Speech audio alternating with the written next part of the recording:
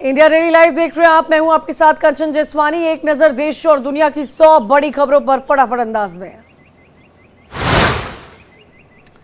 UP के कैराना में CM योगी ने की जनसभा। कहा अब उत्तर प्रदेश में दूंगा कर्फ्यू और भय नहीं। पिछली सरकार की दंगा पॉलिसी में सहारनपुर फंसा था। सीएम योगी ने सपा बसपा पर साधा निशाना। कहा एसपी बीएसपी की सरकार में लोग सहारनपुर ने करते थे पलायन। बीजेपी सरकार में बड़ी विकास की रफ्तार। मुरादाबाद में गृह मंत्री अमित शाह ने की चुनावी सभा। कहा योगी जी के शासन में उत्तर प्रदेश में हो रहा है विकास। अमित शाह ने कहा पीएम ने अपने सारे वादे किए पूरे। गरीबों का कल्याण किया, राम मंदिर बनवाया, 80 करोड़ गरीबों को मुफ्त अनाज दिया। आतंकवाद को लेकर अमित शाह ने विपक्ष को घेरा। कहा 10 साल में आतंकवाद से मिला छुटकारा। देश से नक्सलवाद आतंकवाद हुआ खत्म। जम्मू कश्मीर के उधमपुर में पीएम मोदी की रैली। कहा आतंकवाद अलगाववाद पत्थरबाजी अब नहीं है मुद्दे। मैंने जो आपको गारंटी दी थी वो हुई पूरी। प्रधानमंत्री नरेंद्र मोदी ने कहा आज जम्मू कश्मीर में विकास भी है और विश्वास भी है। ये चुनाव देश को मजबूत सरकार बनाने का है चुनाव। प्रधानमंत्री मोदी ने कहा हमने जम्मू कश्मीर में 370 की दीवार गिरा दी है। जम्मू कश्मीर कह रहा है फिर एक बार मोदी सरकार। प्रधानमंत्री नरेंद्र मोदी ने कहा जम्मू कश्मीर को मिलेगा पूर्ण राज्य का दर्जा। जल्द होंगे विधानसभा चुनाव। शाम 4 बजे दौसा में पीएम मोदी का रोड शो। गांधी तिराहे से गुप्तेश्वर तक करेंगे रोड शो। बड़ी संख्या में लोग होंगे शामिल। पौड़ी गढ़वाल से जमकर गरजे रक्षा मंत्री राजनाथ सिंह। विपक्ष पर साधा निशाना। एक बार फिर मोदी सरकार बनने का किया दावा। आतंकवाद पर रक्षा मंत्री राजनाथ सिंह का बयान। कहा पाकिस्तान को कराना चाहिए आतंकियों का खात्मा। नहीं कर पा रहे हैं तो ले ले भारत की मदद। केजरीवाल की गिरफ्तारी पर बोले राजनाथ सिंह। कहा अगर केजरीवाल आरोपी नहीं तो क्यों नहीं मिल रही जमानत। गोमती में त्रिपुरा के सीएम माणिक साह ने निकाली रैली। बीजेपी उम्मीदवार विप्लव कुमार देव के समर्थन में किया रोड शो। मंडी में बीजेपी प्रत्याशी कंगना रनौत ने कांग्रेस पर साधा निशाना। कहा दिल्ली में बड़ा, हिमाचल में छोटा पप्पू। कंगना रनौत ने विक्रमादित्य सिंह को दी थी चुनौती। कंगना रनौत के हमले पर विक्रमादित्य सिंह ने किया पलटवार। कहा ऐसी भाषा का किसी ने नहीं किया इस्तेमाल। बयानबाजी की जगह स्थानीय मुद्दों पर करनी चाहिए बात। दिल्ली में कांग्रेस स्क्रीनिंग कमेटी की बैठक। बिहार की 6 लोकसभा सीटों पर होगी चर्चा। अलीगढ़ से निर्दलीय प्रत्याशी पंडित केशवदेव गौतम को मिला चप्पल चुनाव चिन्ह। चप्पलों की माला डालकर कर रहे हैं प्रचार। लोकसभा के तीसरे चरण के चुनाव के लिए आज से नामांकन। 7 मई को 94 सीटों पर होगा मतदान। 4 जून को आएंगे नतीजे।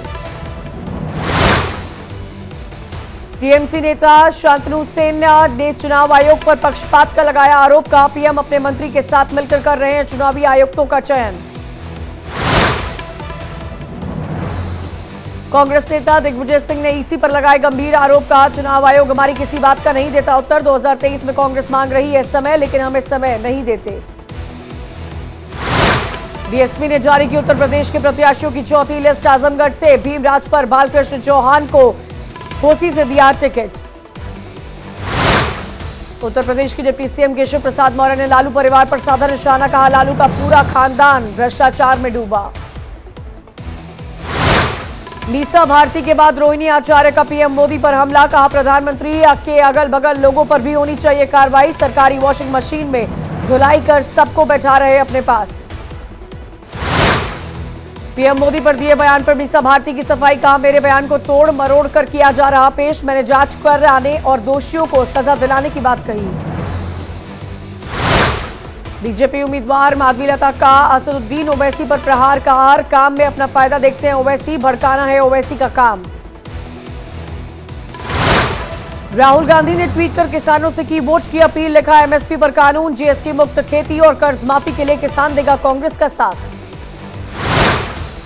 अमेठी में स्मृति ईरानी का राहुल गांधी पर हमला। अमेठी में 15 साल तक निकम्मे सांसद को ढोया। नेशनल कॉन्फ्रेंस ने घोषित की उम्मीदवार की एक और लिस्ट। उत्तरी कश्मीर से लड़ेंगे उमर अब्दुल्ला चुनाव। सेंट्रल कश्मीर में अगा रोहल्ला को बनाया उम्मीदवार। उत्तर प्रदेश के जेडीयू के उपाध्यक्ष अवलेश सिंह ने पार्टी से दिया इस्तीफा। कहा, नीतीश कुमार ने उत्तर प्रदेश के नेताओं को नहीं दिया समन। मथुरा से बीजेपी प्रत्याशी हेमा मालिनी ने खेत में की गेहूं की कटाई। फसल काट रही महिलाओं के साथ तस्वीर भी खिंचवाई। प्रधानमंत्री मोदी के बिहार दौरे पर तेजस्वी यादव का निशाना। कहा, डबल इंजन की सरकार के बावजूद भी पीएम ने बिहार को कुछ नहीं दिया। अब की बार पीएम को बिहार ही सिखाएंगे सबक।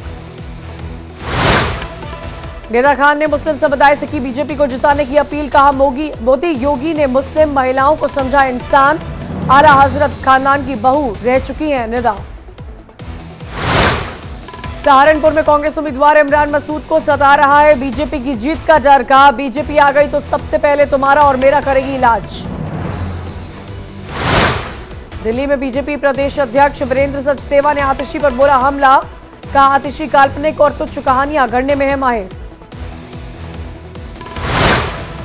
सौरभ भारद्वाज ने बीजेपी पर बोला हमला। कहा, बीजेपी को पता है कि वो दिल्ली में नहीं जीत सकती है, इसलिए गिराना चाहती है आम की सरकार।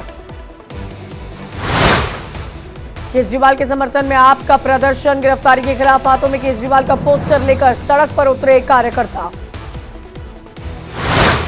दिल्ली के मंत्री आतिशी ने बीजेपी पर बोला हमला। कहा, दिल्ली में राष्ट्रपति शासन लगवाना चाहती है बीजेपी। राष्ट्रपति शासन जनादेश के होगा खिलाफ। आतिशी ने कहा, दिल्ली की चुनी हुई सरकार के खिलाफ हो रही साजिश।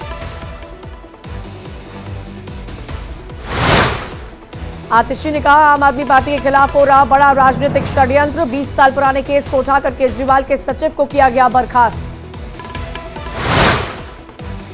यूएस मीडिया को पीएम के दिए इंटरव्यू पर शरद पवार का तंज। कहा, पीएम को चीन के अतिक्रमण पर बोलना चाहिए था।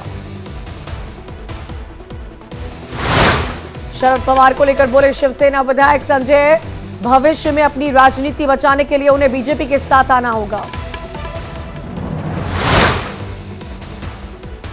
बीजेडी ने बालेश्वर लोकसभा सीट सहित विधानसभा की 9 प्रत्याशियों की लिस्ट की जारी। भुवनेश्वर सेंट्रल से अनंत नारायण जैना को दिया गया मौका। अन्नामलाई जीतने के लिए निकले नारे लोकेश। कहा, उन्हें तमिलनाडु के लोगों की सेवा के लिए छोड़ी आईपीएस की नौकरी। मुझे यकीन है वो जीतेंगे चुनाव। पूर्णिया से निर्दलीय प्रत्याशी पप्पू यादव के ऑफिस में पुलिस की छापेमारी। अधिकारियों से पप्पू यादव की हुई नोकझोंक। पुलिस से पूछा किसके ऑर्डर से आए यहां। पुलिस की छापेमारी को लेकर पप्पू यादव का ट्वीट लगा, कितना नीचे गिरेगी सरकार पूर्णिया के बेटे को और कितना परेशान करेगी सरकार, जनता देगी जवाब। प्रत्याशी घोषित होने के बाद पहली बार मैनपुरी में जयवीर सिंह ने किया दौरा। कहा, इस बार मैनपुर में परिवर्तन निश्चित है।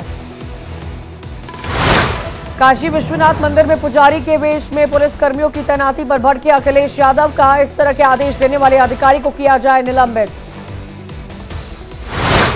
राजस्थान के सीएम भजनलाल शर्मा ने जयपुर के सेंट्रल पार्क में लोगों से की मुलाकात। बातचीत का जाना हालचाल। उत्तराखंड के सीएम धामी ने खटीमा में मॉर्निंग वॉक के दौरान लोगों से की मुलाकात। लोगों को पीएम मोदी का राम राम और दिया संदेश। एमपी के धार में 22वें दिन भी बोधशाला का एएसआई सर्वे जारी। मुख्य परिसर पिछले हिस्से में की जा रही खुदाई। वाराणसी में मां श्रृंगार गौरी की शोभा यात्रा में उमड़ी श्रद्धालुओं की भारी भीड़। माता के जयकारे लगाते हुए यात्रा में शामिल हुए भक्त। इस बार सामान्य अप्रैल और जून के बीच सामान्य से अधिक पड़ेगी लू। मौसम विभाग ने हीट वेव को लेकर दी चेतावनी। पीएम मोदी की अध्यक्षता में हुई हाई लेवल मीटिंग। भीषण गर्मी से निपटने के लिए की तैयारियों की समीक्षा। ओपी राजभर की मां के निधन पर पीएम मोदी ने जताया दुख। का ईश्वर शोक संतप्त परिजन को इस पीड़ा से झेलने की शक्ति दे। केदारनाथ पैगम्बर के भैरव गदेरे में बर्फ साफ करने में जुटे 50 मजदूर। खराब मौसम की वजह से मजदूरों को काम करने में हो रही दिक्कत। शरीर पर 267 शहीदों के नाम और हाथों में बेड़ियां पहनकर सड़कों पर निकला शख्स। भगत सिंह, राजगुरु सुखदेव को शहीद का दर्जा दिए जाने की सरकार से कर रहा मांग। शामली का रहने वाला है ये युवक। छत्तीसगढ़ के सीएम विष्णुदेव साय ने राजनांदगांव के बमलेश्वरी मंदिर में की पूजा अर्चना। माता की आरती कर लिया आशीर्वाद। सहारनपुर में कांग्रेस प्रत्याशी इमरान मसूद की मां बाला सुंदरी देवी मंदिर में पूजा अर्चना करती हुई आई नजर। मंदिर में चुनरी ओढ़े इमरान मसूद की तस्वीर हुई वायरल। नवरात्रि का चौथा दिन आज मां कुष्मांडा देवी रूप की विधि विधान से की जा रही पूजा अर्चना। चैत्र नवरात्रि के चौथे दिन दिल्ली के मां कात्यायनी मंदिर में उमड़ी भारी भक्तों की भीड़। पूजा अर्चना कर कई माता की आरती भी की गई। दिल्ली के झंडेवालान मंदिर में भारी संख्या में उमड़े श्रद्धालु। माता की पूजा अर्चना और दर्शन कर भक्तों ने लिया आशीर्वाद।